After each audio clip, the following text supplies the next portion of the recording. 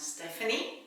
I paint as Stefaniasilkarts, and I am applying with two paintings of mine for the actual exhibition as a participating artist at the beautiful, prestigious London Biennale 2025 in Chelsea.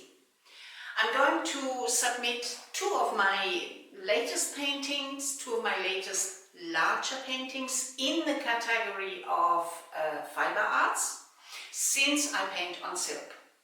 The first painting is actually politically a little bit of a heavyweight. I will tell you about its significance in a moment, explaining you what do we actually see on the painting, what is this about. But let me tell you a little bit my personal relation first. I came the first time to Vienna, mainly, of course, to see Klimt. However, it didn't turn out like that. And I saw the huge crowd and the long line. I thought, no, can't be doing with that.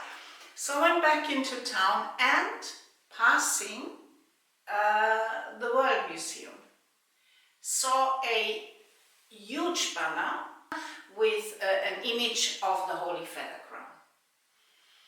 I thought, wow, I have to see this. So instead, I went there and I was mesmerized by the, how can I say, it had a huge impact on me, standing in front of this Mexican feather crown in its full beauty.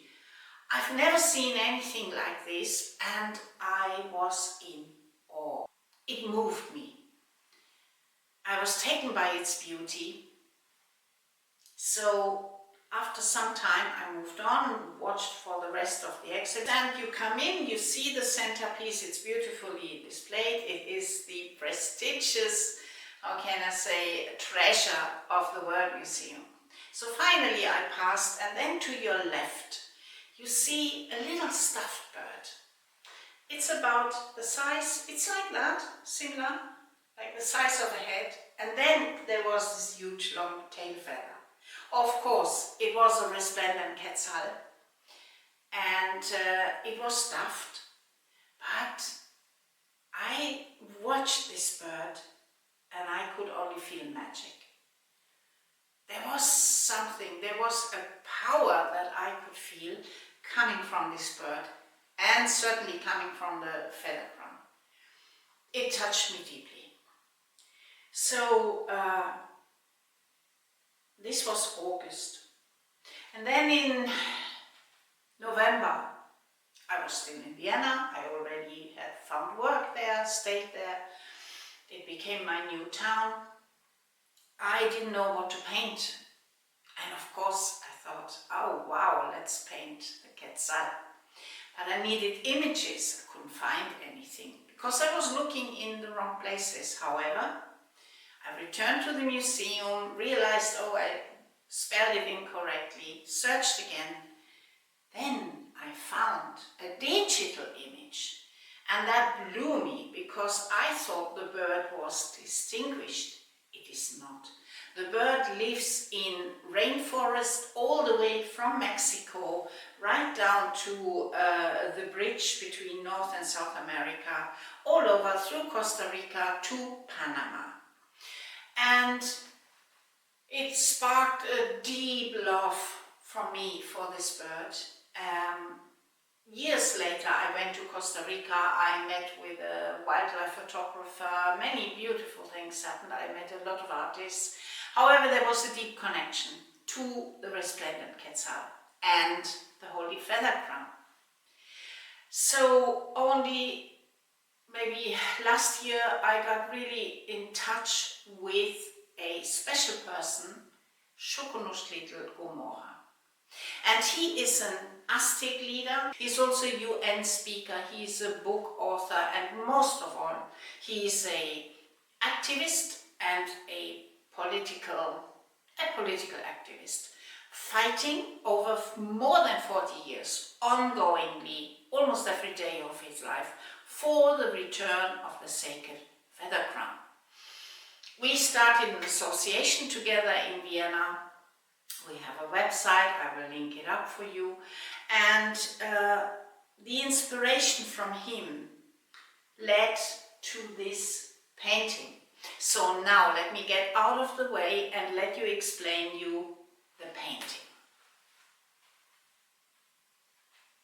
Right in the middle, the centerpiece, we have something like a golden head, a golden crown. It may have been an eagle, it may have been actually the head of the resplendent Quetzal, the wonderful sacred bird from which feathers, the main part of the feather crown, has been produced. So there were some green, probably emeralds, probably jade. There were some green precious stones for the eyes. And this holy centerpiece, golden, during the time of conquest, got lost. Probably it has been taken away from the Spanish. It's not, there is no proof of that, but there has been a golden centerpiece in it, which is no longer to find. The feather crown was a relic and a prestigious part of the holy emperor of the 9th Aztec ruler, Montezuma Xokonoschtletl. And it represents an important witness for a 1,000-year-old pre-Columbian history. It is a witness of the destruction for a whole culture all over South and Middle America. And she is the last of its kind.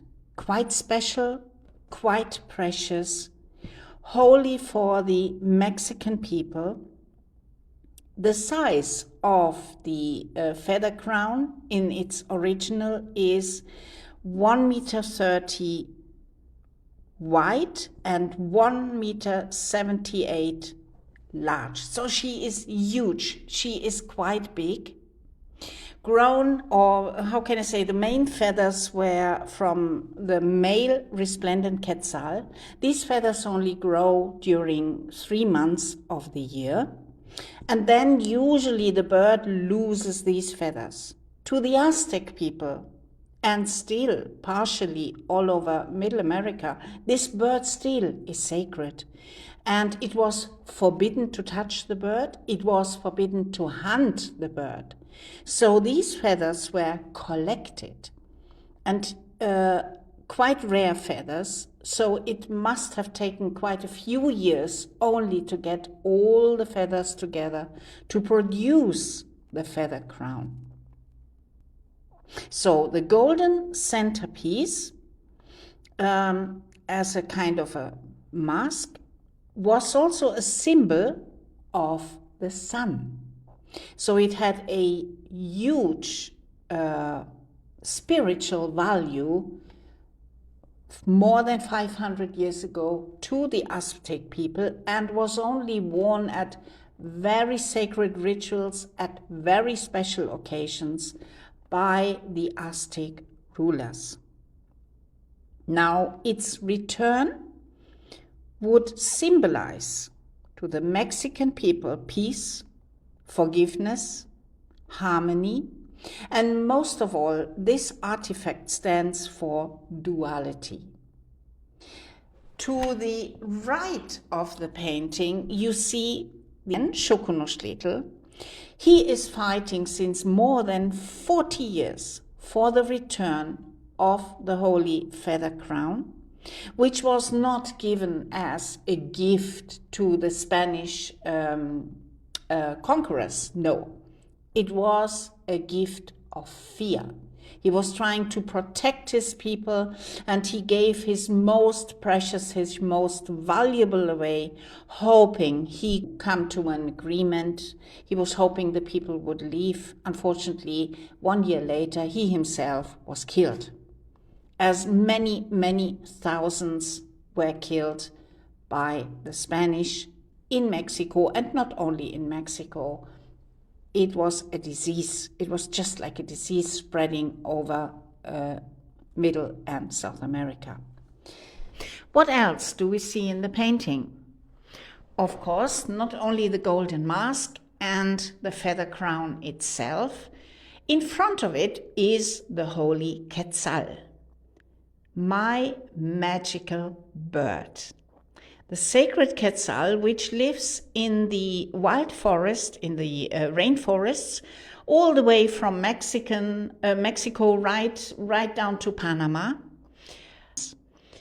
You also see Xokonoschtletl Gomorrah.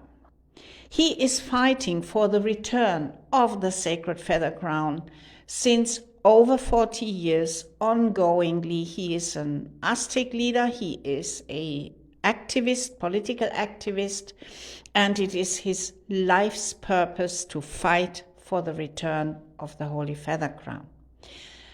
Left to him, you can also see a cacti, a fig cacti, and this represents, it has a strong connection to Xokonoschtletl's name because it means the one with deep roots and who can, sustain over long periods of a difficult time.